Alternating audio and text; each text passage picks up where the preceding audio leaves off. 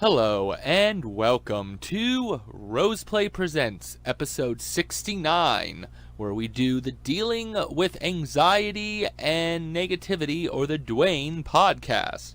As always, I'm your host, Aurian MoonRose, and here on Roseplay Presents, anything can happen. And at this point, I do mean anything, as I have no idea what's going on with Roseplay Presents, but it can be interviews with content creators, game developers, E3, reviews, movie reviews, game reviews, like the list goes on and on. But today, well, I gotta make sure which podcast we are on, because, well, it's been just a little bit of time, so that doesn't help, does it? I don't want Bluetooth. Why are you giving me Bluetooth? Ugh, for the love of Bluetooth, no. Alright, so this is the 5th podcast for DWAAN, Dealing with Anxiety and Negativity. Again, it is only me, an amateur, who, as I've stated in every other one, I do want to make sure the credit goes to him. He was the one who came up with the idea. He was the one who gathered us, though most of the time it was just him and me. We may continue it. He may give me permission to continue it with someone. I do not fully 100% know. What I do know is that today's episode is its shortest, lasting about 30 minutes, maybe 40. And it is just him and me. So we kind of start going on a theme of a topic every episode rather than making it a bunch of little stuff. And yes, I know some people will say that a podcast, needs to be long. At an hour is normally what I would agree with. But with 2 people, we didn't want to, I guess, continue to go. So, with that in mind, we'll go ahead and we'll start up the 5th episode of the DWAAN Podcast. And episode 70 of Roseplay Presents will be the return of Adama's Review Corner for its 5th or 0th intervolve. I don't remember what episode it is. I think it's the introduction to Bella Love, which there's a lot to talk about, but guess we'll find out next episode. But until then, enjoy the podcast, and as always, keep gaming, never give up, and if you'd like to talk, leave some comments down in the bottom.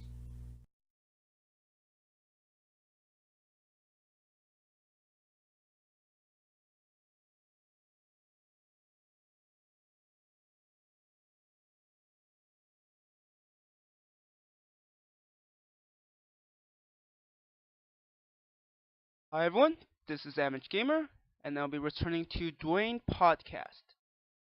Now, DWAAN stands for Dealing with Anxiety and Negativity, so as the title suggests, hi everyone, we are discussing some pretty serious topics here, and note that we aren't professionals, so here we're just talking about our own lives, our thoughts, and our opinions, and if you wish to join us in chat or in the comments of our videos, that'll be awesome. And this time, once again, joining with me is only Aurian. Aurian, say hi. Hey, everybody. So, we'll be doing it slightly different, like until we get more members. Me and Aurian are probably going to do shorter podcasts where we discuss a specific topic where we're going to, go back and forth and discuss it. And what we'll be discussing for this podcast is hobbies. Now, why are we talking about hobbies? Hobbies are usually the things we do during our free times, and it's something we enjoy doing.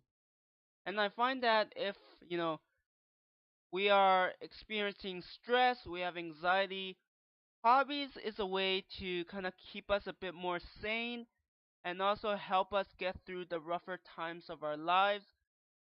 That's why I feel if we want to talk about anxiety and negativity, we can't really escape hobbies because without hobbies, most of us will probably be a lot worse off.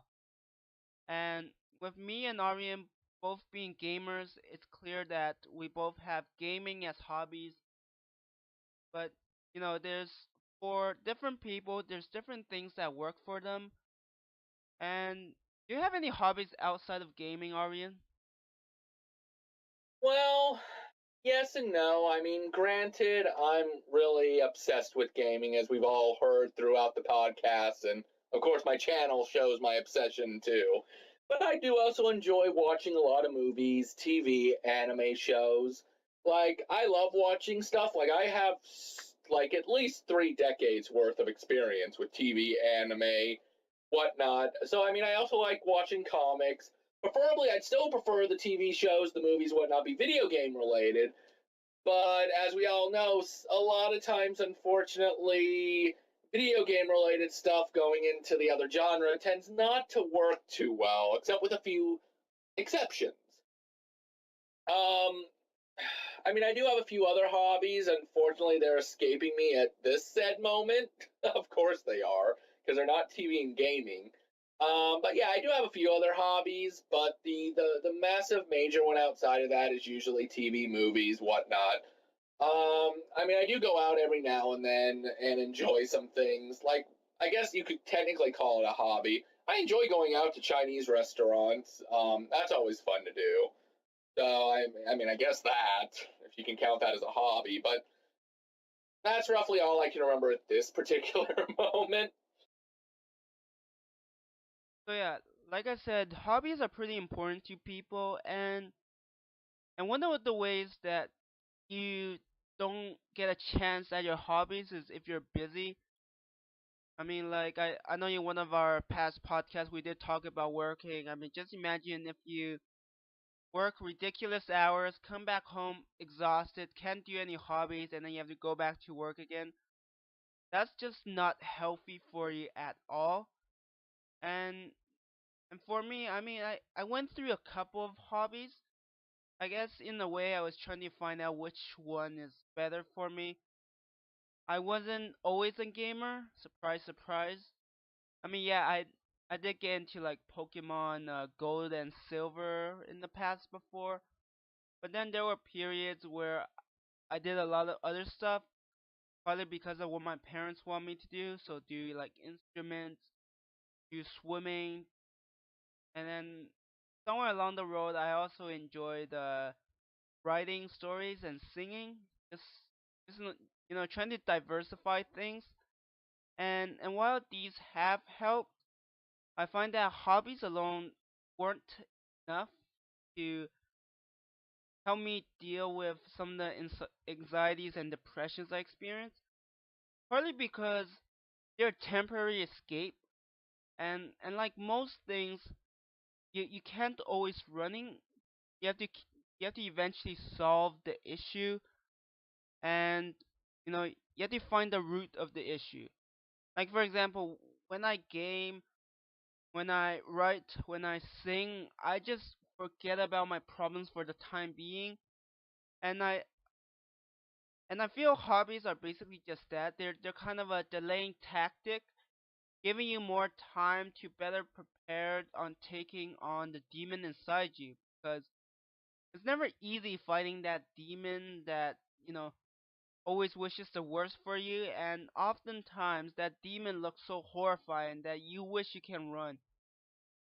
But just like a lot of the horror games we have nowadays, you can keep running, but the demon or the creature somehow finds you. So eventually you'll have to deal with it. I know some games you eventually find a way to escape, and and in life that's sort of true, but unfortunately for a lot of people, their way of escape is taking their own lives, and that is a serious topic we'll leave to a future discussion. But like I said, when you have problems in life, you have to tackle it head on because it's not going away. And yeah, how about you, Aurian? I mean, how well do you take on your inner demons, or are they still around, hiding and waiting to jump out in front of you? Well, I honestly think everybody's demons is always there waiting for a chance to come out. I mean, there's there's nothing really stopping it per se other than you yourself. And I mean, I can keep the demons down pretty far. Like I said, the gaming, the watching TV, that tends to do it pretty well. Sometimes talking with the people who comment, message, or you, of course, or Rogue, or Warpath, or Drayson a little bit here and there, which, I take time to do. But yeah, no, I completely agree that with the demons, they're kind of always there waiting to pounce out. I mean, if we have a bad moment or a bad set of moments that starts a chain reaction, of course we're going to sit there and the demon's going to start creeping up and slowly poking at you like, hey, you did it wrong. Hey, that's not how you do it. Or so on and so forth. So, I mean, the important thing about it is that we can't always get rid of the demon, nor should we, because sometimes the demon can kind of be a good thing. I mean, like you said, it ends up taking people's lives because they can't deal with it too much. But at the same time, sometimes the demon is conscientious. Like, you tried to jump off this building once before, it kind of broke your leg. I mean, I know you could also be kind of considered more towards self-realization and whatnot, but I mean, sometimes it is there for a cautionary tale. So no matter what happens at the end of the day, of course I threw an end of the day. I really need to come up with more phrases. But at the end of the day, though, the demon should be listened to up to a certain extent, but not when it's negativity. I mean, if it's kind of a positive or a cautious type thing, then it's kind of there. It kind of tells us, no, we shouldn't do that again. Or sometimes maybe it's just there in general. Oh, there's a hot stove. Should I put my hand on it? Well, obviously your mind's going to say no. And then, I mean, I guess at this point it could be considered less of a demon and more of like a good part of you. But I definitely think that they're one and the same and they go hand to hand, but, for the good and then for the worse. And the other thing I want to talk about regarding hobbies is that you really need some hobbies. Even one hobby could help a lot because hobbies is one way we cope with problems. And generally speaking, when we talk about hobbies, it's something good. Like let's let's put it this way: some people, if they cope with if they encounter problems, they maybe drink more to cope with it, or they eat more, or they do things to hurt themselves. So generally, we don't consider those hobbies because they're not considered good, but they are ways some people cope with their problems, and those aren't the best way to cope. I mean, I agree that if someone, let's say, if they just broke up with their girlfriend and played 24 hours of games, that's not good either. But everything with moderation is good, like hobbies in general. And you know, even though some people want to hit the bottle or take certain drugs or whatever, I mean, hobbies are a way for you to also find yourself. I mean, when you're at that lowest point in your lives, most often, I mean, I'm talking about my personal experience. I've been trying to search who I am. I'm trying to find out why I failed, and in the process, trying to search who I am and who I can become. And hobbies help me do that because, first of all, hobbies are things I enjoy doing. So, by doing it, not only am I learning more about myself, I'm in a better mood, and maybe I learn skills I never knew about. Like, for instance, if I never started my YouTube channel, I would never be streaming. And, I mean, at first, I was like, okay, maybe I should start YouTube as a hobby, and if things go well, I'll make it a career. I'm like, but this is my dream. I want to go all out, and once my finals are over, I'm gonna put a lot more effort into it. And that's the thing. Your hobbies can become your dream as well. So if you love something enough, you're gonna want to make it reality. you're gonna want to make it your full-time profession, because suddenly you're making money from something you love. Isn't that the best thing there is? And of course, Aurian's already doing it. I say he's halfway there. I mean, if he could support his family right now by gaming, he's halfway there. Now he just needs to be more successful so that he's doing more than scraping by, and I think he's set, right, Aurian? Pretty much. Now I did want to go a little bit too quickly with before we get into the hobby and dream, because I mean that's where your topic went. But you also mentioned that like a guy breaks up with his girlfriend or a girl breaks up with her boyfriend. You know, the whole binging for 24 hours on something semi-healthy isn't a good thing, like you said, with the gaming aspect. But you got to look at the other perspective too. Sometimes maybe the binging for 24 hours on the gaming would be much better than an alternative. I knew somebody whose girlfriend broke up with him, and instead of doing something healthy, he tried to run his car off a cliff. He survived, thankfully. Punctured wound, broken leg, but he survived. But, you know, if he would have had a healthy type of hobby, even if he would have obsessed over it for a few days, like the gaming, or maybe binge watching, or just anything that involved him not doing something to the drastic extreme. Now, like I said, I mean, I'm a gamer, so, I mean, I myself personally do binge game a lot. But I don't recommend it as a healthy everyday thing. But I mean, if it helps you get through that hard moment at the time, then definitely you should follow that with moderations of trying to take care of yourself, still eating and whatnot, and then do an alternative like trying to drive off a cliff or something to that retrospect. Now, yes, a hobby and a dream. You can have yourself a hobby that sometimes may turn into a dream. I've said it on the show a few times before that, you know, I've always been, you know, obsessed with gaming.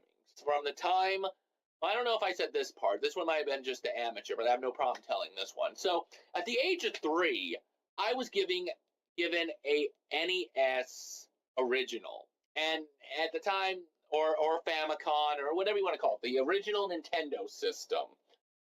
And for me, I was only 3. And it had been out for 3 years. So that pretty much gives you an idea about probably how old I am if you want to do the math. But I, by 6 months, was able to beat Super Mario Brothers. And I fell in love with gaming, and it's never dropped since. Like, I've always wanted to go to college and take some certain type of classes, because there's like 300, 400, maybe even jobs now that involve gaming. It doesn't have to just be the arts or the graphics or making the game. There's public relations. There's so many more fields.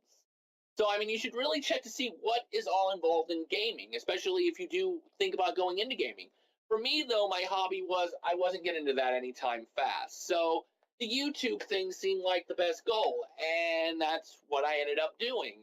And Amateur is right. I am so happy with where I am in life right now, and I'm not saying I still don't have negativity in all this, but I'm showing my gaming experiences to people. I'm enjoying games, and I'm bringing others along for the ride. So I couldn't be much more happier than to be able to feel like a little kid again, having people watch my stuff and be like, "Wow," or "Well, that sucked." And that's fine. It can suck. I don't care. The point of it is to create an experience, create a bond. And I mean, it's the closest I've gotten to gaming right now, to my gaming dream. But, you know, if this ends up all it's going to be since I was able to make it what I wanted it to, then I'm more than happy with it. But that's the thing. A hobby can become a dream job. You just need to work at it.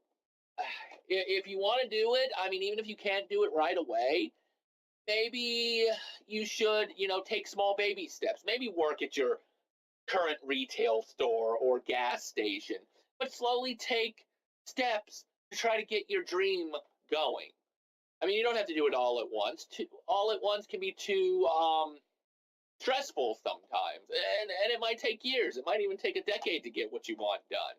But as long as you do it, I mean, early in your life, not early in your life, if you're happy with your outcome, like I am with my hobby / dream, then I think it's all worth it in the end.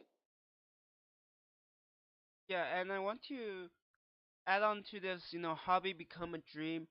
I mean, we're living in a very interesting age where technology allows us to gain access to a lot of information. Like maybe 20 years ago, if you want to learn something, you probably go find the books, and chances are some of the books are gonna be only exclusive at school, so maybe that's the only way you're gonna acquire it. But nowadays, if you have Google, I mean, let's say let's say someone wants to make a game, they want to be a game developer. There's so many websites, YouTube videos, all those resources that have like they teach you how to code for C++, C sharp, like everything. Like you can find almost everything on the internet. There's also sites that, where you could showcase your games. There's just so many resources, and I know that, like with the group of people I usually hang out with, there's a discussion of information overload because there's so much information that we're absorbing it all, but we don't know what to do with it. So I think it does take some discipline to not take it all information. Like you don't need everything. You don't need everything you've seen on YouTube. But if you are determined in trying to make your dream come true, and whether if you want to take baby steps or large steps, there's all these resources you can go online and just use and learn and just master on your own. Like game developers 10 years, 20 years ago might have to go to school. Nowadays, a lot of people could do it from their own home if they spend enough time learning the coding, learning the software, and then just spending the time persevering and make their own game. And there are success stories out there. So in our time of age, there's a lot of possibilities. You just have to be willing to go out for your dream, and it usually just starts with a hobby. Something simple as seeing, seeing something, somebody else is doing, so you're like, I want to try that too.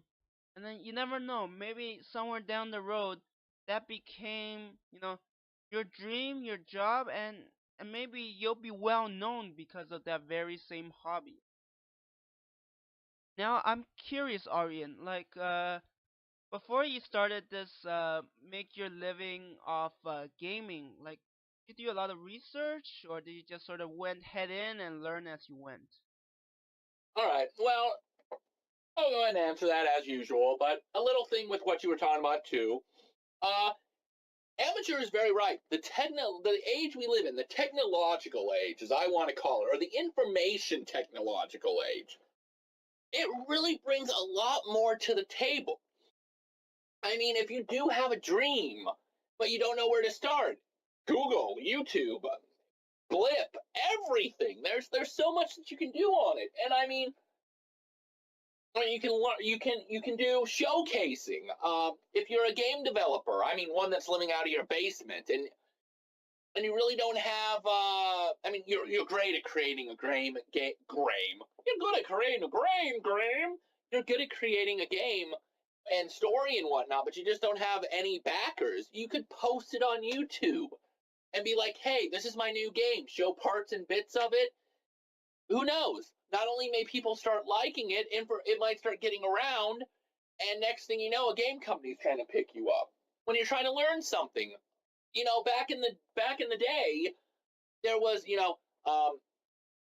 self-help books like I forget what it was exactly, but it was something for it was dummies. That's it. A book how to create a computer for dummies, how to write a book for dummies. Now everything's on the internet. I mean, if there's something you want to try to learn to do or you want to build something, there's pretty much videos for it everywhere. Like, it's not even funny. Funding too. There's GoFundMe pages, and what else is there? There's GoFundMe pages. There's something backers. I forget what they're called, but it's how like the new one of the new games that were just released. not Banjo-Kazooie, but it's like the spin-off rip-off of it. Well, it's not a rip-off because it was done by the Rare company. Yooka-Laylee, that's it. They did a Kickriser Thunder. Starter? Yes, a Kickstarter. And they showed off the graphics, whatnot. They got backed enough money. Thank you, by the way, Amateur. They got you enough money, or they got themselves enough money. They were able to go to Microsoft and Nintendo and whatnot. And next thing you know, now Yooka-Laylee's out. Yooka-Laylee's out, and it feels, from what I've heard, just like Banjo-Kazooie did. You know, it's everything that the members that used to work at Rare wanted to do. And my co-host talks about it a little bit in one of the videos that I'll eventually be posting. I haven't posted it yet. It's a Q&A. But she mentioned that a lot of singers nowadays get started that way. If you're a good singer or you want to try to get your singing career going, you post you singing on your YouTube, on your VidMe, wherever you want to go. And that's how a lot of talent's been picked up lately, is through YouTube. So, I mean, I could go on and on about it, you know, about different things that the internet can do. But, I mean, I guess if you want to put it all together and piece it very nicely, what I'm trying to say is if you want to do it nowadays, it's probably online, and it'll probably give you steps or ways to do it. Now, unfortunately, I spent so much time trying to remember that. What was the question you had asked me now, Amateur? Basically, for you to get to where you are now, did you do research or did you just jump head in and learn as you went? Yes. Well, I guess I kind of jumped head in first because, as we learned on my, what videos is it? The Adam, or the Rose Play Presents Adama's Review Corner. I did those videos like 8-9 years ago now. Back then, doing an internet show, there really wasn't that much out there, and the internet wasn't as widely used as it was now. I mean, granted, it was still used. So, I mean, when I first started, I just jumped head first. I mean, I really didn't have a choice. I mean, at the time, there wasn't a PewDiePie. There wasn't. No, there was like a Nostalgia Critic, and I think somebody else who did games. I can't quite remember who. Oh, yeah. I think the Angry Video Game Nerd had just started. If not, it was a little bit after or a little bit before. So, I mean, there wasn't much research you could do back then. Now, when I started up this time, I did kind of, again, jump head first in. Like, for me, I had a lot of stress, and I was really afraid to do a video showing my face just because I wasn't ever too fond of the internet. I mean, I've grown a little bit more accustomed to it, but back then it was like, oh my God, I'm going to show my face. I was freaking out the very first time I did it. But I had done a little bit more research.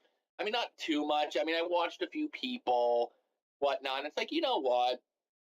They're succeeding. I might as well give it a shot. I mean, it is my dream. It's what I want to do. So, I mean, there was a little studying through it, but for the most part, I didn't want to watch too many people's videos or do too much, because then I'm getting ideas off of them. And I'm not saying watching other people's stuff isn't good to give you ideas, but you also don't want to copy them fully. And I mean, I think the people I was really watching right before I decided to start the channel back up and do the Let's Plays was Gerard, the Completionist. I was watching his videos, and it's like, wow, I remember when I used to complete stuff 100% before all my problems started happening. Obviously, I was still watching the Nintendo Game Nerd. Well, I guess he's not Nintendo Game Nerd anymore, he's just Video Game. And there was a few others I was watching, but it was just, you know, it got me back into the spirit to want to try it again. But, I mean, I guess there was a little studying in that sense, but for the most part, I just jumped right in and just went with it ever since. Okay, that's great. And like I said at the start of the podcast, we will be having these shorter ones where we discuss a topic. And basically what I want to end off for a hobby is basically try to find your own hobbies. Don't just find hobbies that, your friends are doing. Find things you enjoy because you never know. One day that might become your dream. So any conclusion for this podcast, Aurian? Well, first, I like conclosing. That seems like a nice combination of closing and conclusion. So I think I might use that from now on. But for a conclosing topic, you pretty much stated everything that I would have probably said. So I suppose I'll just reinforce it by saying hobbies are a good thing. Having a hobby definitely takes away the stress and the depression sometimes of the day. It doesn't always work, but sometimes your hobby can also become your dream, like Amateur said. Maybe you like to bowl. Maybe you try becoming a professional bowler, basketball. I mean, I know a lot of people go to school for the basketball to get into basketball, but sometimes it's just for a hobby too. So maybe you want to just go into that. If you really enjoy something, you should really, you know, give it your all. And like I said, baby steps. You don't want to go all out at it at once, or you've got other responsibilities, take baby steps. Because once those baby steps have all equaled up, it eventually leads into what you want, hopefully, which is your dream. So yeah, thank you, Aurian. And basically, we're coming to an end to this podcast. I appreciate everyone for coming, and for those seeing this on YouTube or Vimeo, I will have links to our two members, Rogue and Aurian. And later, when our other members eventually do find time to come on, I also link their channels. And I appreciate you for watching because we got some pretty good feedback. Not recently, but it's clear that people are watching it, and we really appreciate it. And please leave comments or message us, or even come to the stream if you want, because we love to chat, and mostly we're great listeners. So if you have some problems and you want someone to talk to you, we're here. Message us, comment, and yeah, that's it for this DWAAN podcast. I know it's shorter than the ordinary ones, but with me and Aria, we don't want to go through too many topics. So what we'll try to do is basically just talk about these specific topics and basically trying to flesh them out because I know we've sort of gone over them, but it's really general what we have done so far. So thank you once again for watching our podcast, whether it's on Twitch, YouTube, or Vimeo. We appreciate your support, and I hope you have a good one. Bye.